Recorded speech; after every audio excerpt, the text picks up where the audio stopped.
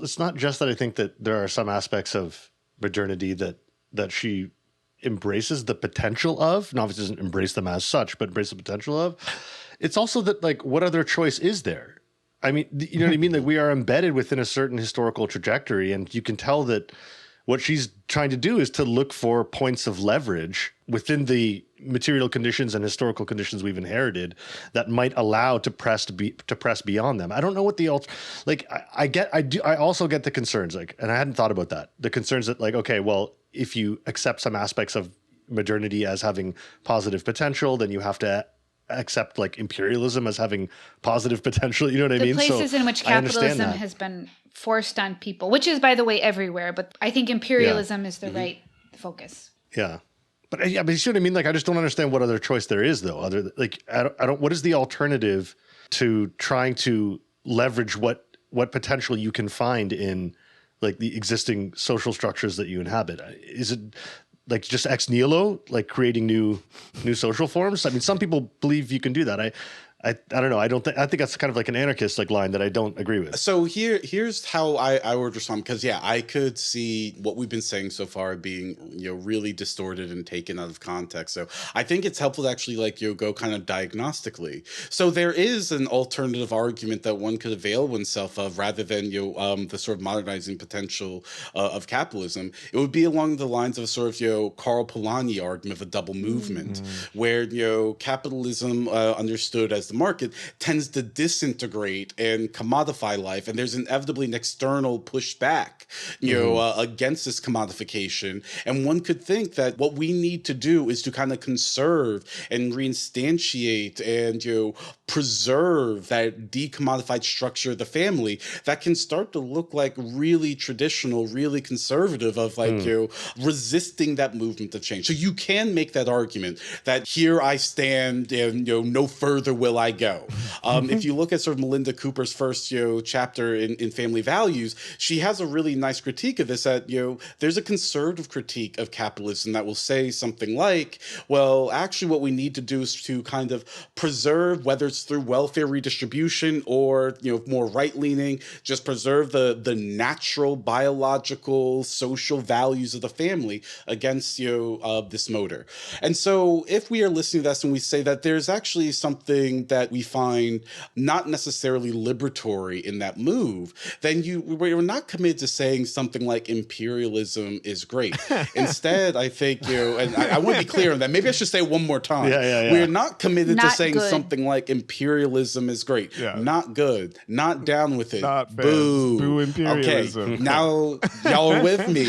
But I think what following with what Owen and Lily are saying is that what Angela Davis is saying is that there is something that can be radicalized or actualized from this moment in which our social identities are now actually revealed to us, practically remade before us, not as simply natural impositions, but as things that ought not to determine the trajectory of our lives. And so she wants to point to this capacity where social questions of equality become salient in this context, which is not committed to saying either this is the only way it could have happened, but then you get into questions of, in nearby possible worlds, maybe this would have happened under different conditions. But it's about saying something like, it turns out this wasn't only a negative process. It allowed us to develop a different language of a critical posture to say what freedom is. Now, you might say that all of that is an imposition and that we need to go back, but then we start to lose any sort of appeal to any sort of universal social theory. And then what we're saying is, in different places, perhaps it's better to not get caught up in modernity, and other places it's better to radicalize it. But I think the values that we have, most of us, we do speak the type of values of liberalism. So it's not about becoming something other than what we are. I think it's about taking that insight to its logical conclusion, and with the infrastructure and social relations that we have available to us. So that's kind of what I was thinking about what she was saying there. And she is unabashedly saying that there are these positive potentials in capitalism, but that doesn't mean do more capitalism, it means using that and leveraging that to create a more emancipatory form of social life that, is born from the old. So yeah, this is great. I think we can like kind of be more precise here because she not the way you said wasn't precise. I'm sorry. Well, I was just like, damn, I kind of wish you would start talking after Owen had started talking. Fuck me. Okay.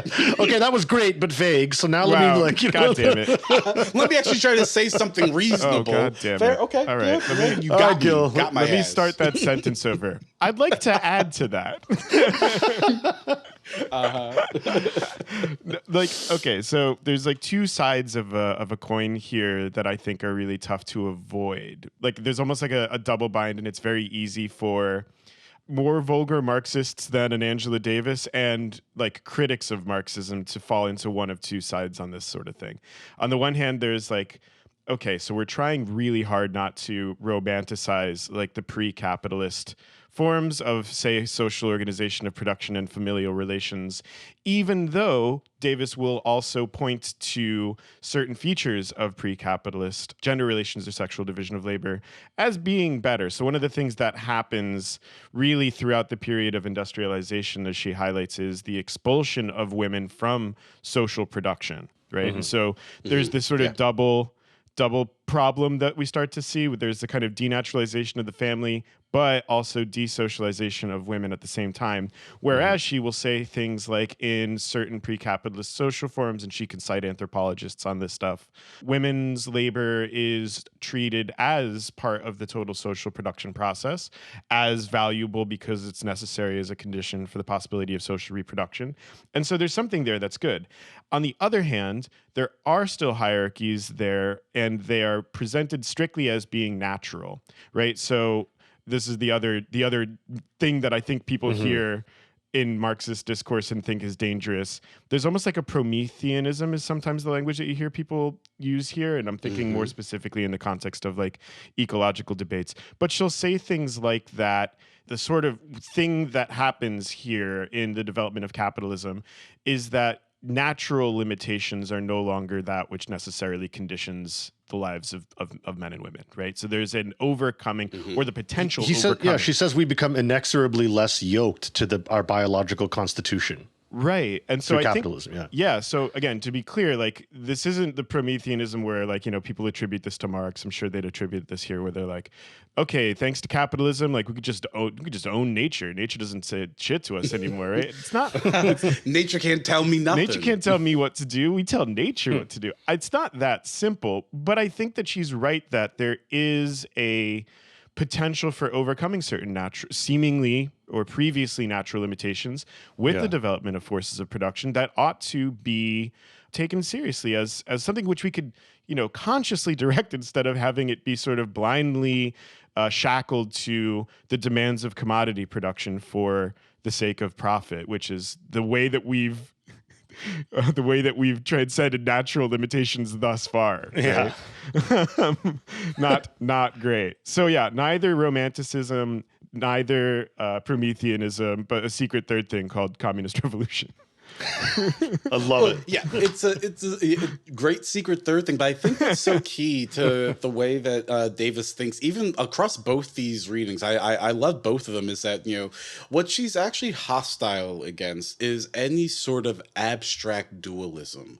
So it's not an abstract either or that we either need to go to pre-capitalism or capitalism is amazing. But one of the interesting parts is she's also like, but living in these contradictions can lead us to think that what's liberatory is, okay, so capitalism and production, that's masculine. So the way out is to abstractly, normatively appraise something called femininity.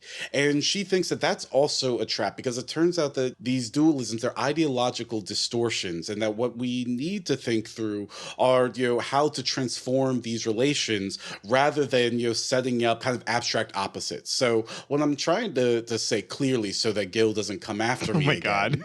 I'm not going to live this one down. God damn it.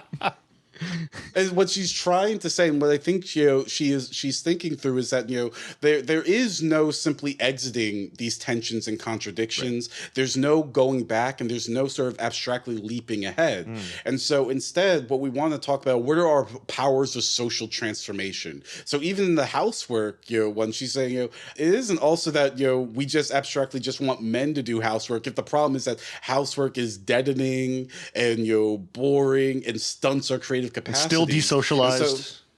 And still desocialized. And so it's clearly about how do we re-socialize given what, the values that we hold now. And so I thought it was also important to say, she's also not saying the easy way out is finding simply the abstract opposite of whatever we take the present moment to be, whether it's masculinist, capitalist, heteropatriarchal, etc. Because she's worried about that essentializing move rather than the transformative move. I just had this thought about the ecological debates and Angela Davis that I hadn't thought while I was reading it before. One thing that she's saying is that it's a good thing that women are becoming detached from nature. And she says that it's not possible. She says that a critical and explicit mission of communism must be to shatter and recast sexual and marital relations as production itself is transformed.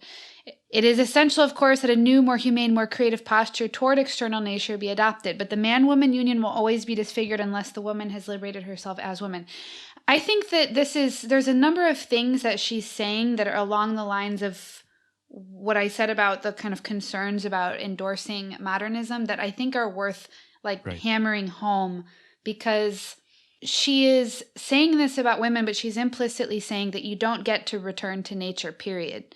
It's not because any return to nature that is trying to return to a pre-capitalist kind of nature, or a kind of nature that doesn't take advantage of the technological progress that capitalism has made. I have news for you. That's going to put women back where they belong. And I think that's true. I think that if you don't, if there aren't, you can talk about how to have green inputs into this technology, fine. But I think that any vision of the future that doesn't take into account the importance of rationalizing and using, increasing labor productivity through technology within the household, whether it's socialized or privately, I don't care. I mean, for the purposes of this point, it's like you're going to stop your concern short with one kind of nature and the other kind of natural way of treating the other kind of naturalization. Who is going to end up doing that are women. And to re-naturalize those roles by saying there's not onward and upward people. We got to slow this whole thing down and return to something else. Yeah, that's not just you can say whatever you want about that environmentally or economically, but that's not good for women. That's not going to have the kind of emancipatory effect that I think she's talking about here. So I think it's important, when we talk, because there's all these conversations. I saw stuff on Twitter about people debating about washing machines. I didn't read this, by the way. I saw it happening. I did not go through the comments. There was washing machine discourse? I missed that. Oh, yeah, dude. And I really didn't read it because I thought it was going to annoy me for the following reason, which is I don't care how you organize this, but what I know is that we better have some super green, souped up, technologically advanced, energy conserving, super efficient fucking washing machines everywhere. Because I don't know what else to do.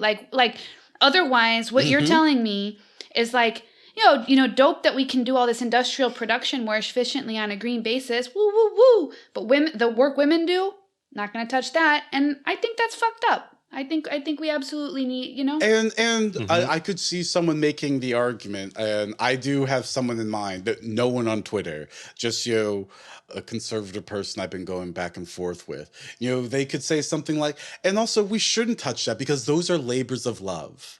That is important time you're giving to the value of family. And I take Lillian's point, but I also want to add to that point. The other reason some sort of return to, a simpler time where, I took what Lillian was saying, is that necessary labor will have to be done somehow by somebody. body That's what I'm saying. is that also what Davis is pointing out. It's like, our social expectations have been irrevocably altered. And so you can try to make that argument on some sort of pragmatic grounds if that's better for the environment. But the issue is that many people have these expectations that they are not going to be ground down by more and more labor. And so you have to be making the argument to them, those expectations you have of having more free time, of more time to flourish, you're going to have to sacrifice that for this going back. And I think it's really important for her that, also what the entrance of capitalist modernity did is it made socially salient these problems of inequality. It radically transformed these expectations of what a free and just life looks like. And so you'll also be swimming against stream, against the normative expectations that people have now. And I think that's also important to say. It's not something like, our life can just, simply remain as it is. Clearly there are deep ecological consequences, but, we do have to ask questions about, so who will be doing the necessary labor? How are we going to practically justify that? And I don't think it's enough to be like, well, when the planet's at stake, too bad, so sad. Someone's going to have to do it. And sorry, life's tough. I don't think that's sufficient. I think that's right. Yeah, I mean, in this context, maybe we can focus a little more on that second essay, which I really enjoyed, because there's two things in it that I wanted to talk about with you all. And one of them is a critique of the wages for housework movement, which gains prominence in the 1970s, starting in Italy, and coming, as she says, out of the work of Maria Rosa Dalla Costa and The Power of Women and the Subversion of Community. But she's got some real problems with this approach. I just like to kind of show where Davis stands on these. I was shocked. We talk about how there is this progressive modernizing side to capitalism, and apparently that's very contentious, I suppose, in some quarters. But I think the four of us at least agree that that's real and true, and certainly Marx thought so, and good Marxists think so as well. But then you start reading this piece on the approaching obsolescence of housework, and she's like, what we ought to do is industrialize housework. Industrialize. I was love like, it. whoa! Yeah. Wow. She just said it. Love it. You could just say that. I'm so pro all these bad words. Industrialize that shit. Reindustrialize. I mean, and then I understand that they're you think industry, you think coal, you think extraction. I understand. Right. But I have news for you. It doesn't have to be.